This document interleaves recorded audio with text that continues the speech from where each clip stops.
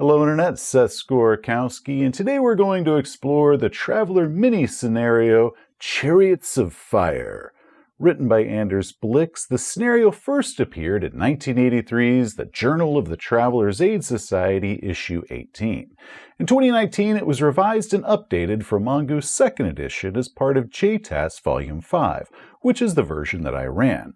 The original scenario was just 2 pages long. Not even that. There were these little half-size pages, and once you remove an ad and the scenario illustration, it comes down to just 1.5 pages. The new Mongoose version comes to 9 pages, which is significantly longer. Yeah, I'd call that a bit of a misleading statement right there.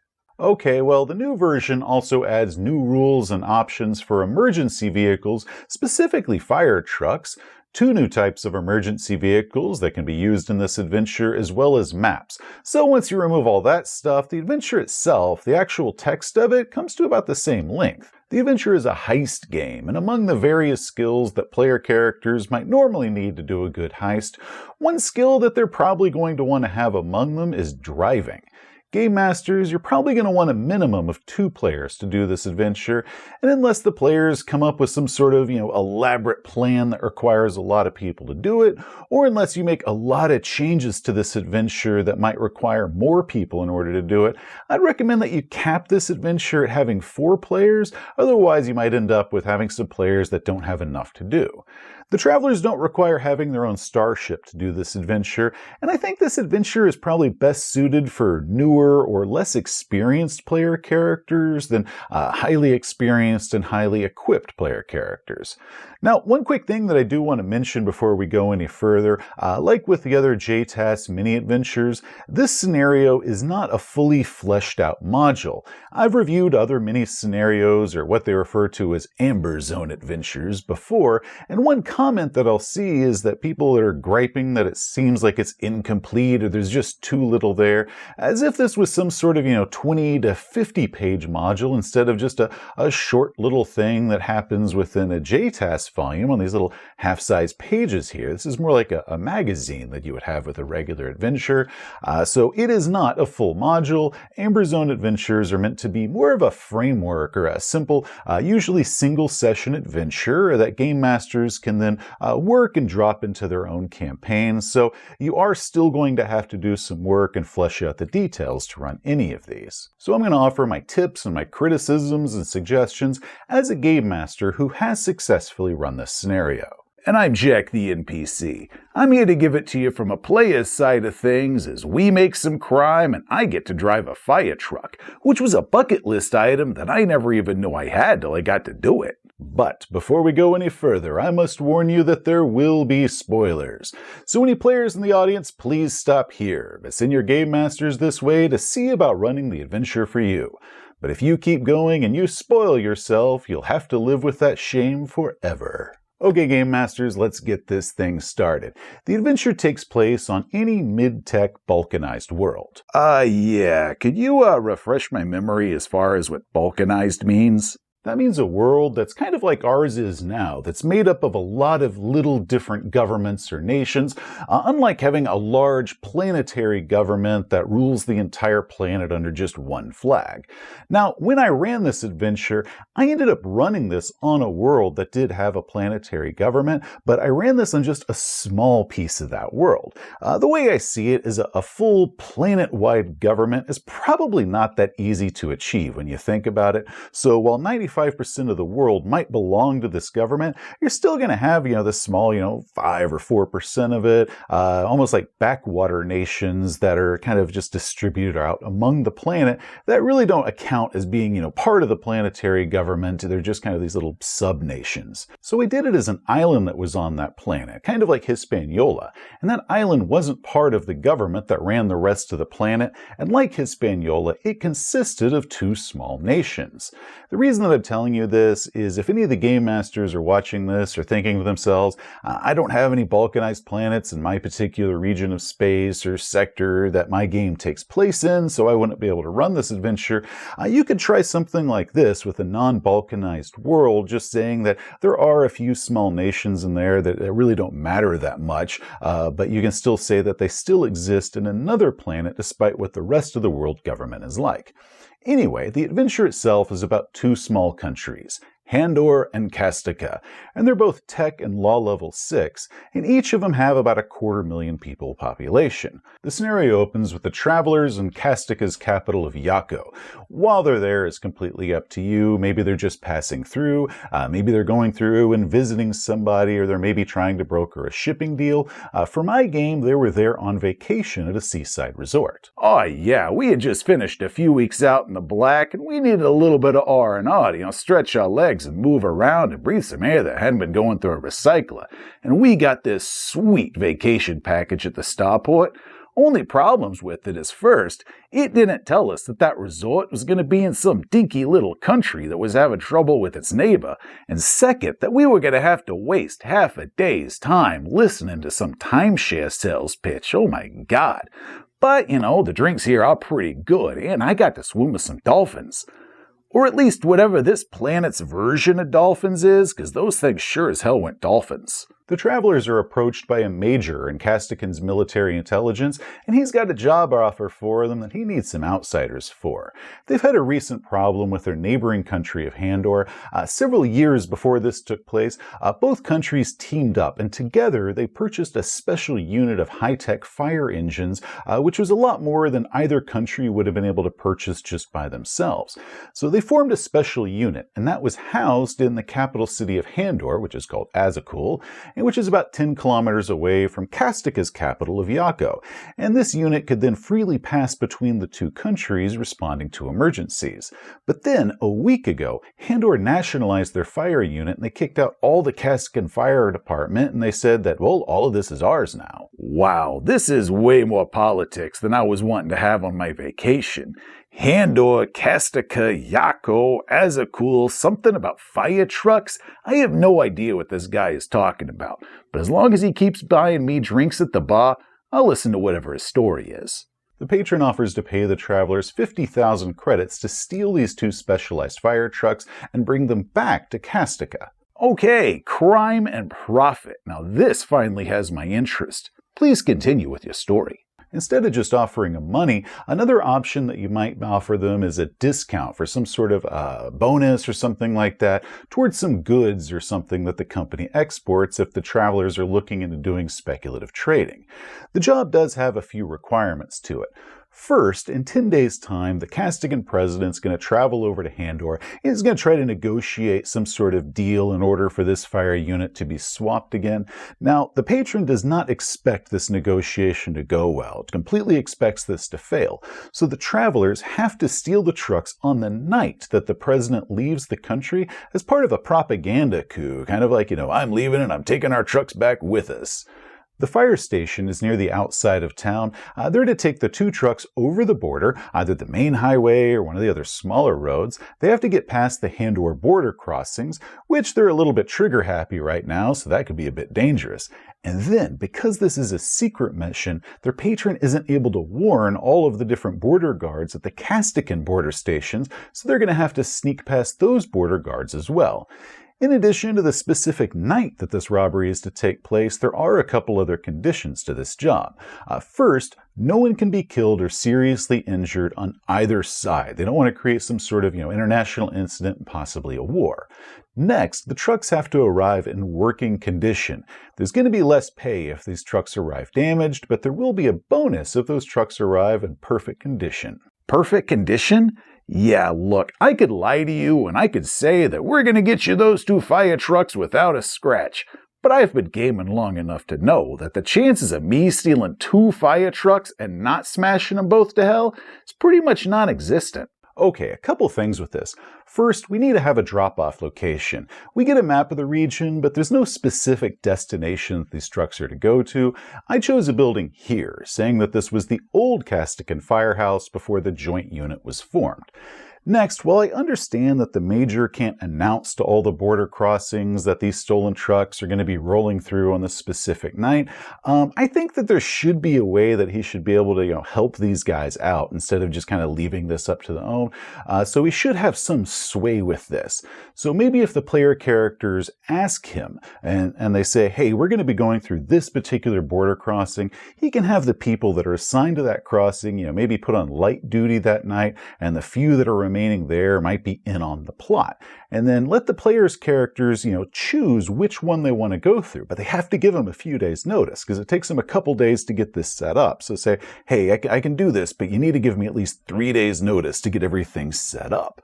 And then the travelers, they still have to get past the Handor checkpoint on their own. Maybe they can use stealth or bribery or maybe violence, hopefully, non-lethal violence, or just con their way past it. And that part's completely up to them. But if a game master really wants to throw a kink in on this plan, I talked about doing kinks in my How to Run a Heist video, and you want to have some sort of, last second little thing kind of screw up, and now they got to scramble in order to adapt to it, you can have where something changes about the Handor checkpoint that's on the opposite side, and it's going to be a lot harder for them to get past that one than they were expecting it to be, so now they might need to look at going to one of the others to get across. However, on the other side of the border, the Castigan checkpoint hasn't been warned that they're coming through, so they're going to have to get past that one as well. So then the travelers have to decide, do we really want to go through this one that's going to be a lot harder than we were expecting, but we know we got a free pass once we get across the border? Or do we want to try our luck at one of the ones that looks like it's easier, but we know we're going to have to do this one twice? And that makes it really fun because the players know that there's going to be a problem and they're going to have to adapt to it if they want their plan to work off the way they want it to. Being a bare-boned adventure like this, we get no stats for the border guards. All we know is that they have tech level 6 weapons. So game masters are going to need to make as well as arm these guards, as well as determine how many are stationed at each crossing and how many, if any, vehicles that they might have, which might lead to a good high-speed chase. Tech level 6 is pretty much the equivalent of 1940s or 1950s technology, so kind of use that as your inspiration. Next, game masters are going to need to decide what sort of terrain this place is. The 2 fire trucks have the off-roader trait, meaning that the travelers might just try to bypass the roads entirely. So is this region mountainous, forested, farmland, jungle, snow? You're going to have to figure that part out on your own. During my game, my players spent part of the 10 days kind of scoping out the countryside and finding a good path that they could try to use just crossing this cross-country and not use the roads or go through the checkpoints at all. Same thing with the border. You're going to have to decide what that border is made up of. Is it a fence? Is it a wall? If it's a wall or a fence, what kind? Is it fortified with coils of razor wire? Or is it just an old, janky barbed wire fence that's separating 2 farms that happen to be on the border of the country? Next, the travelers are to steal 2 of the 4 fire trucks that are there, but it never specifies which 2 fire trucks they're supposed to steal. Now, I think it's pretty obvious, even though it doesn't specify, that there's 2 different types of fire trucks, 2 of each type, so they're to steal one of the advanced fire engines and then one of the hazardous environment engines, but you're probably going to have to go ahead and specify that to your players, but there are 2 of each station. They'll probably figure it out, but it's probably best just to go ahead and say that. I also think it would be a lot of fun to have it to where the travelers are supposed to steal a specific truck. Like maybe one of these fire engines is kind of a Castigan celebrity because a couple of years ago it saved a burning school and all the children that were rescued by this thing, they named it, maybe they painted its name on the side with a bunch of little flowers or something like that. And you can even tell this story about how it rescued these children. Maybe it got some bumper damage as it came crashing through a wall and into everyone's hearts. And that is a cute story. But then, once the travelers finally do find the trucks, they're going to discover that all of them have just gotten a brand new shiny paint job. And now the travelers are going to have to remember that little bit about the damaged bumpers. They're trying to figure out which of these trucks is the special truck that they're supposed to steal for them school kids. We also get a map of the station house with the special fire engines housed in their own garage. Windows and doors have alarms, but again, think of mid-20th century tech, so it's going to be pretty simple for them to bypass. Hopefully. The entrances are all in front. Personally, I say you might want to add some sort of rear doors to this place somewhere. Maybe the travelers, when they're scoping it out, they can see somebody standing outside one of these doors, sneaking a cigarette or something like that. The adventure doesn't say how many firemen are going to be stationed at this place, so once again, you're going to have to figure that out. Maybe it's 8 firemen, maybe it's 10, however many you want. I also gave him a dog when I ran this, sort of an additional threat as it starts barking as the travelers are breaking into the garage, and they can hear the firemen, asking like, what's wrong, girl? Would you hear something? And then the travelers are kind of sweating, thinking this dog might rat them out. Now they're going to have to face all these firemen. They're going to be a little mad that their truck is getting stolen. You can also decide if maybe you want to have someone from the Handor police or military, maybe set 1 or 2 people that's on guard duty nearby watching this place, in case somebody from Castica comes over and tries to steal a truck, just like is happening right now. Maybe as a kink, you could have it where there's no guard that's assigned there any of the days that the travelers are scoping this place out. But on that particular night, because that was the night that the Castigan president had come over and tried to negotiate the thing, maybe as a show of force, Handor put like a guard or 2 watching the station house just to make sure that the Castigan president could see that that place was okay. So when the travelers get there that night and they're wanting to do the job, all of a sudden there's this guard station nearby that they hadn't accounted for. Now they're going to have to improvise and figure out a way of distracting this person or knocking him out or getting past them or whatever else. It's kind of a fun little hitch that destroys their otherwise perfect plan. The trucks themselves are very nice with lots of gizmos and improved sensors, autopilot, smart wheels, and much more. While most of this is explained in the core book or in the module, a couple minor features, you'll have to have the vehicle handbook in order to get their descriptions. They're not that big of a deal. It's nothing that's going to ruin the game if you don't have the vehicle handbook, but if you want to get the detailed descriptions of what they are, you are going to need to have that second book. These things can pretty much just drive themselves. They really could just drive themselves, so even if a traveler does have a pretty bad drive skill, a half-decent navigator could just plot the course in one of these things autopilot and it'll do all the driving on its own. Now this is of course hoping that they don't end up in any sort of high-speed chase or have to make any quick course correction, because that could be bad. Game Masters, it's up to you to decide if these trucks require some sort of key or passcode or have a biometric sensor or something like that in order to start the engines. Their patrons should know this when their patron's giving them the job, saying, oh, by the way, you need to use a key to start this, or it's got a thumbprint lock or something like that. So the travelers should know going in that these are going to be there. But once the Handor, government took over these things, they went ahead and they changed all the codes and all the biometric scanners and all that. So the travelers can't use any of the old ones, but now they can work into their plan how they're going to get this combination or get a copy of a thumbprint, or maybe how they're going to hack that. So it shouldn't be a complete surprise once they get into the engine as far as, how the hell are they going to start this thing? Now one question that I got is that there are 4 fire trucks, 2 of each type. It seems a little bit weird, don't you think, that they had to house them all in the same country instead of, just splitting them up and letting each country take 1 of each type? I thought about that too, but remember, these vehicles are Tech Level 9 and Tech Level 10 on a Tech Level 6 world, so there's probably a lot of special equipment, tools, and diagnostic computers just to keep these things serviced. Their own vehicles on this planet are more like 1950s cars, so the mechanics there should know how to work on those type of vehicles, but imagine pulling into a 1950s repair shop with a Tesla. They wouldn't even know what to do with this thing, let alone have all the tools that are necessary to work on it.